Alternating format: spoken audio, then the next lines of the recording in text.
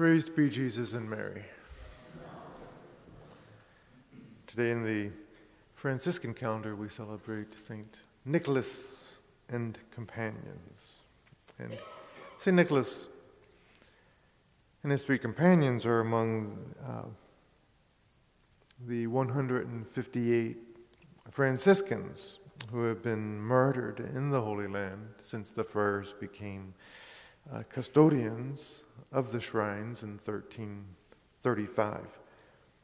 Nicholas was born in 1340 into a wealthy and noble family in Croatia.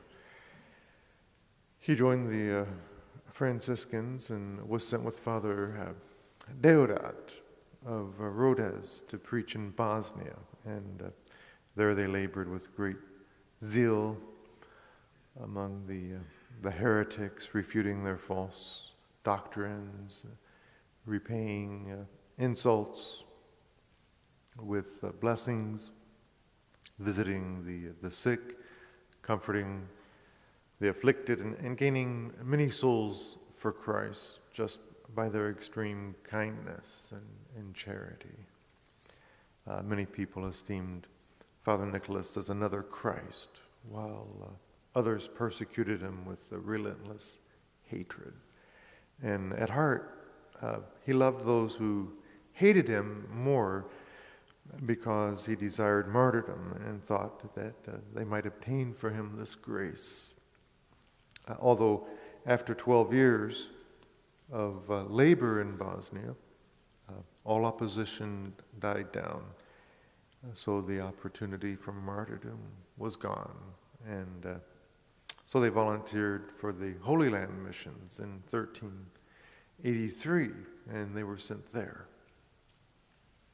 In 1391, Fathers Nicholas, Father Deodat, and Father Peter of Narbonne, and Stephen of Cuneo decided to take a direct approach to converting the Muslims. And after a prayerful preparation on November 11th, 1391, they went to the huge mosque of Omar in Jerusalem, but were not permitted to enter.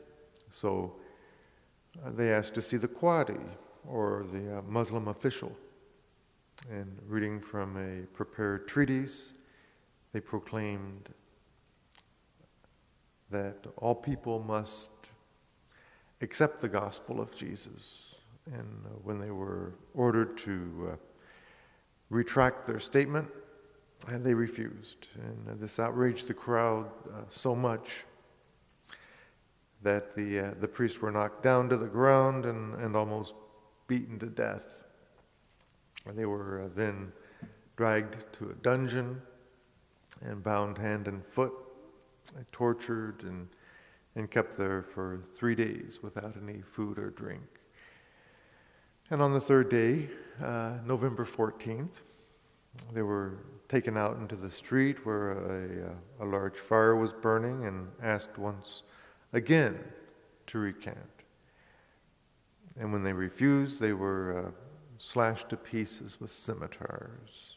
And their dismembered bodies were thrown into the fire, but refused to burn, despite the fact that the fire was fed with fuel all day long.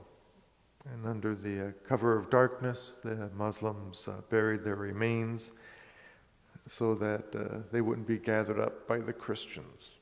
And God glorified these martyrs with miracles. Pope Leo XIII solemnly confirmed their veneration and beatified them in 1889. Pope Paul VI canonized them in 1970, and if World War II hadn't interfered, they may have been canonized in 1941 when Croatia observed the 1300th anniversary of its conversion to the Catholic faith. St. Francis presented two missionary approaches for his friars. And St. Nicholas and his companions followed the first approach for several years, which was to live quietly and give witness to Christ, just as they did in Bosnia.